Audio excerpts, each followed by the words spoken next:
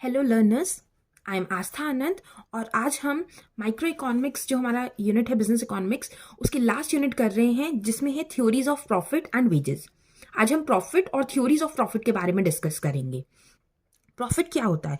It is in the macro sense of the word profit is the residual that remains from total production after giving rewards to all other factors of production for their productive service।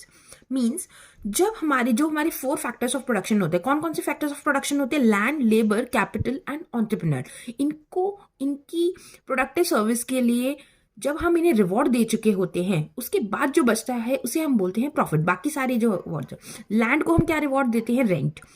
Labour के लिए क्या reward होता है? उसकी wages, daily wages जो earn करता है। Capital पर हम क्या पे करते हैं? इंटरेस्ट। और एंटरप्रेन्योर को क्या मिलता है? प्रॉफिट। मींस प्रॉफिट क्या होता है? जो बाकी के हमारे फैक्टर्स ऑफ प्रोडक्शन है, लैंड, लेबर और कैपिटल, इनको जो इनका रिवॉर्ड बनता है वो पेमेंट करने के बाद जो एंटरप्रेन्योर के पास बचेगा उसे हम बोलते हैं प्रॉफिट। क्लियर?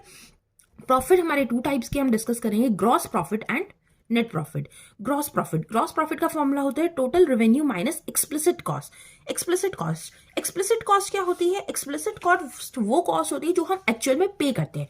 फॉर एग्जाम्पल, मैंने एक गोडाउन रेंट पे लिया हुआ है और अपना सामान को मैं रखने के लिए उस गोडाउन का यूज कर रही हूँ और उस गोडाउन का रेंट पे कर रही हूँ 10,000 रुपए, तो वो मेरे लिए हो जाएगी एक्सप्लिसिट कॉस्ट, क्योंकि वो मेरी नहीं है, मैंने किसी और से लिया है और उस पर मैं कॉस्ट पे कर रही हूँ। ठीक है। नेक्स्ट है हमारा नेट प्रॉफिट। नेट प्रॉफिट का फॉर्मूला क्या होता है? Total revenue minus explicit cost minus implicit cost. इसे हम ये भी लिख सकते हैं gross profit minus implicit cost, क्योंकि सेम फॉर्मूला है। अब इम्प्लिसिट कॉस्ट क्या होती है? इम्प्लिसिट कॉस्ट वो कॉस्ट होती है जिसके ओनर मैं खुद हूं और मैं अपनी चीज को यूज कर रही हूँ। फॉर एग्जाम्पल, मेरे पास 2 घर हैं, एक घर में मैं रहती हूँ और दूसरे घर में एक जो रूम है उसको मैंने as a store room godown use कर रही हूँ। तो मैंने अपना प्रोडक्शन का जो भी मैं प्रोडक्ट प्रोड्यूस कर रही हूँ वो उस गोडाउन में रख देती हूँ, तो वहां पर मैंने रेंट बचाया, कहीं और नहीं पे कर रही हूँ। तो वो जो मेरी कॉस्ट बन रही है उस घर को ओन करने के लिए या वहां पर देने के लिए, तो वो 10,000 मेरी इम्प्लिसिट कॉस्ट है। अगर मैं वो गोडाउन किसी और को रेंट पर दे देती या किसी काम के लिए किसी को और को दे देती रेंट के लिए, तो वो क्या करता? उसकी जगह पर मुझे कुछ रेंट रिटर्न करता और वो रिटर्न मुझे नहीं मिल रहा है, तो वो क्या हो जाएगी? मेरी इम्प्लिसिट कॉस्ट। क्लियर हुआ? एक्सप्लिसिट कॉस्ट और इम्प्लिसिट कॉस्ट क्या होते हैं? एक्सप्लिसिट कॉस्ट जो हम एक्चुअल में पे कर रहे हैं फैक्टर्स ऑफ प्रोडक्शन को, उन्हें हम एक्सप्लिसिट कॉस्ट कहते हैं। और इम्प्लिसिट कॉस्ट वो कॉस्ट होती है जो कि हमने प्रोडक्शन एक्टिविटी में इनपुट्स यूज करे, वो हमारे खुद के थे, ओनरशिप हमारी थी, तो हम अपने आप को तो रेंट नहीं देंगे ना। बट अगर हम वो कहीं किसी और को हायर करते, किसी और को देते, तो वो उसकी जगह पर हमें रिटर्न एज अ रेंट देता। ठीक है। नेक्स्ट टॉपिक है हमारा theories of profit. 6 theories of profit के बारे में हम पढ़ेंगे। सबसे पहली थ्योरी है the dynamic theory of profit. Dynamic theory of profit जो कि किसने दी है? प्रोफेसर जेबी क्लार्क ने। उनका कहना था कि जो हमारा प्रॉफिट है वो सिर्फ और सिर्फ डायनेमिक एनवायरनमेंट में ही एग्जिस्ट करता है, स्टैटिक एनवायरनमेंट में कभी भी प्रॉफिट नहीं होता। जब भी कुछ चेंजेस होंगे, चाहे वो डिमांड में चेंज हो, सप्लाई में चेंज हो, या फिर पॉपुलेशन साइज में कोई चेंज होता है, गवर्नमेंट पॉलिसीज में कोई चेंज होता है, तो जब भी चेंज होते हैं तो सारे एंटरप्रेन्योर्स उसमें सर्वाइव नहीं कर पाते। जो सिर्फ और सिर्फ कंपीटेंट सर्वाइवर्स रहते हैं, कंपीटेंट एंटरप्रेन्योर्स होते हैं, वही सिर्फ सर्वाइव कर पाते हैं। तो वो सर्वाइव करने की वजह से, डायनेमिक एनवायरनमेंट में चेंजेस होने की वजह से ही प्रॉफिट अर्न करते हैं। किसने दी है हमारे को ये theory of profit? Dynamic theory of profit, JB Clark. इनके नेम्स जितनों के भी मैंने आपको लिखे हैं, ये कौन सी थ्योरी किस प्रोफेसर ने दी है, ये आपको एग्जाम में मेंशन करना बहुत इंपॉर्टेंट है। नेक्स्ट थ्योरी है हमारी the innovation theory of profit. Innovation theory of profit हमें किसने दी है? प्रॉफिट्स कंप्यूटर ने।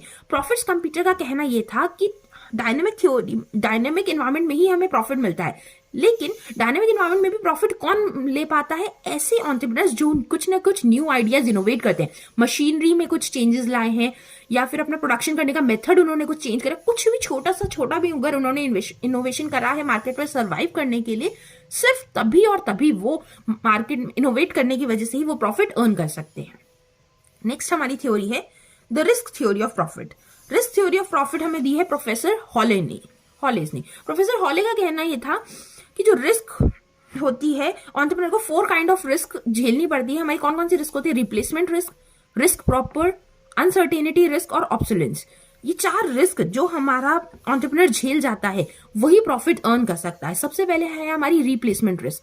रिप्लेसमेंट का मतलब क्या होता है कि आपकी जगह कोई और पर्सन मार्केट में सर्वाइव ना कर जाए, न्यू प्रोडक्ट लाकर रिप्लेस ना कर दे आपके प्रोडक्ट को। अगर आपने इस रिस्क को झेल लिया तो ही आप मार्केट में सर्वाइव कर सकते हो और प्रॉफिट अर्न कर सकते हो। नेक्स्ट है हमारी रिस्क प्रॉपर। रिस्क प्रॉपर उस रिस्क को कहते हैं हम जब प्रोडक्शन करते हैं उस टाइम पीरियड में और जब हमारा सेल आउट होता है प्रोडक्ट, उस टाइम पीरियड के बीच में जो गैप आ रहा है उस गैप को जो सर्वाइव करता है। कई बार होता है ये चेंजेस हो जाते हैं, हमने प्रोडक्शन इतना ज्यादा कर रखा लेकिन उसकी डिमांड नहीं है। कई बार कंडीशंस ऐसी बैठ सकती है, जैसे कोविड की केस हुआ कि कई कंपनीज ने बहुत सारा प्रोडक्शन कर रखा था क्योंकि ये सोच के कि हमारा आगे चल जाएगा, लेकिन अनसर्टेनिटी हुई या कहो रिस्क इस बीच में ही ऐसा कुछ हुआ जिसकी वजह से वो रिस्क को बैलेंस नहीं कर पाए। Next uncertainty. सबको पता है हम बिजनेस कर रहे हैं एज अ फ्यूचर के लिए और वो बहुत ही अनसर्टेन है, किसी को नहीं पता आगे फ्यूचर में क्या होगा। जो अनसर्टेनिटी को कहीं ना कहीं बियर कर जाए, वो रिस्क को कवर कर जाए, तो वो हमारा एंटरप्रेन्योर प्रॉफिट अर्न कर सकता है। उसके बाद है हमारा ऑब्सोलेसेंस। ऑब्सोलेसेंस मीन्स आप जो भी मशीनरी प्रोडक्शन में लगा रहे हो उसकी एक लिमिट होती है कि वो कितने टाइम तक आपको अच्छे से प्रोडक्ट दे दे, उसके बाद वो ऑब्सोलीट हो जाती है, यानी कि यूजलेस हो जाती है। उसका ग्रेडेशन आपको अपग्रेड करना पड़ेगा ताकि आप मार्केट में उसे सर्वाइव कर सकें। नेक्स्ट है हमारी theory uncertainty bearing theory. Uncertainty bearing theory का कहना ये था, ये दी हमें प्रोफेसर नाइट ने। प्रोफेसर नाइट का कहना यह था कि हमारे 2 तरीके की रिस्क होती है, एक सर्टेन रिस्क और एक अनसर्टेन रिस्क। सर्टेन रिस्क वो रिस्क होती है जिनको हम इंश्योर कर सकते हैं। जैसे कि हमें पता है कि अगर हम एक फ्लड प्रोन एरिया में रह रहे हैं तो मेरे को फ्लड इंश्योरेंस लेना चाहिए। अगर मैं रिस्क का, फायर का इंश्योरेंस, थेफ्ट का इंश्योरेंस, थेफ्ट है, राइट्स हैं या फायर है, फ्लड है, मुझे पता है मैं ऐसी एरियाज में रहती हूँ जहां पर इनका खतरा बना रहेगा तो मैं इन्हें इंश्योर कर सकती हूँ क्योंकि सर्टेन रिस्क है। बट कुछ रिस्क ऐसी होती हैं जो अनसर्टेन है, जिन्हें हम पता नहीं कर सकते कि वो रिस्क कहाँ से आएंगी, क्या है। जैसे अनसर्टेन रिस्क में क्या हो सकता है, एकदम हमारी मार्केट बूम में है, फिर हो सकता है रिसेशन में हो या बिल्कुल ही डिक्लाइन कर जाए, डिप्रेशन में चले जाए, गवर्नमेंट की पॉलिसीज चेंज हो जाए, बिजनेस साइकिल चेंज हो रही है, टेक्नोलॉजिकल प्रोग्रेस हो रही है। अब जैसे एकदम से ही डिमोनेटाइजेशन हुआ तो कई लोग सर्वाइव नहीं कर पा रहे थे क्योंकि उनके पास कैश नहीं था इतना ज्यादा, और मतलब कैश को चेंज करना था, कैश में ज्यादातर हम टर्म्स चेंज करते थे। लेकिन जिन्होंने ही अपने आप को ऑनलाइन फटाफट अपने आप में चेंज कर दिया तो वो लोग मार्केट में सर्वाइव कर पाए। तो जो प्रोफेसर नाइट का कहना यह था कि सर्टेन रिस्क तो सब लोग सहन कर लेते हैं, लेकिन ऐसे एंटरप्रेन्योर जो अनसर्टेन रिस्क को भी बहुत अच्छे से कैपेबल तरीके से उसे फाइट कर सके, वो ही पर्सन जो है हमारा प्रॉफिट जनरेट करेगा। यह हमारी 4 थ्योरीज हमने करी। 5वीं थ्योरी थी रेंट थ्योरी ऑफ प्रॉफिट, जो कि दी है प्रोफेसर वॉकर ने। उनका कहना यह था कि profit is the rent of ability. Profit जो है वो रेंट एबिलिटी की तरह है। जैसे कि जो फर्टाइल लैंड होगी वो ज्यादा रेंट देती है, वैसे ही जो कॉम्पिटेंट एंटरप्रेन्योर होता है वो ज्यादा से ज्यादा आपको रिजल्ट दे सकता है।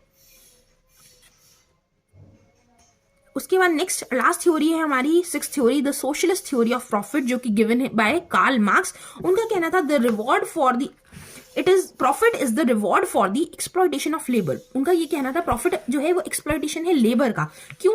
उनका ये मानना था कि जो भी हम प्रॉफिट अर्न करते हैं वो हमारे को किस वजह से मिल पाते हैं, जो उसमें लेबर लग रही है उसके प्रोडक्शन में। और क्या होता है कि लेबर को सारा का सारा प्रॉफिट जाना चाहिए, बट कैपिटलिस्ट क्या करते हैं, थोड़ा सा शेयर तो देते हैं लेबर को, बाकी सारा शेयर अपने पास रख लेते हैं। और ये क्या हो रहा है, इससे उन लेबर का एक्सप्लॉयटेशन हो रहा है। तो सोशलिस्ट थ्योरी का ये मानना था कि जो प्रॉफिट है वो जो भी हमने एक्सप्लॉयटेशन किया है लेबर के साथ, वही एक्सप्लॉयटेशन ही जो रिजल्ट है हमारा प्रॉफिट का है। यहां पर हमारी थ्योरीज ऑफ प्रॉफिट कंप्लीट होती हैं। जब भी इन थ्योरीज ऑफ प्रॉफिट को आप एक्सप्लेन करोगे तो आपको ये लिखना होगा कि इनमें से सारी ही थ्योरीज जो प्रॉफिट की थी उन्हें डिक्लाइन कर दिया गया, माना नहीं गया। क्यों नहीं माना गया? क्योंकि ये सिर्फ और सिर्फ एक चीज के बारे में बात करी, जैसे कि डायनामिक थ्योरी डायनामिक एनवायरमेंट के बारे में बात करी है, इनोवेशन थ्योरी सिर्फ और सिर्फ इनोवेशन के बारे में बात कर रही है, रिस्क थ्योरी रिस्क टेकिंग के बारे में बात कर रही है। तो लेकिन हमारी जो इनोवेशन होता है या प्रॉफिट होता है वो इन सारी ही थ्योरीज की वजह से होता है, किसी एक पर्टिकुलर थ्योरी की वजह से नहीं होता। सारे फैक्टर्स आपस में मिलकर ही प्रॉफिट जनरेट करते हैं। Thank you. If you like the video, then like, share and subscribe it.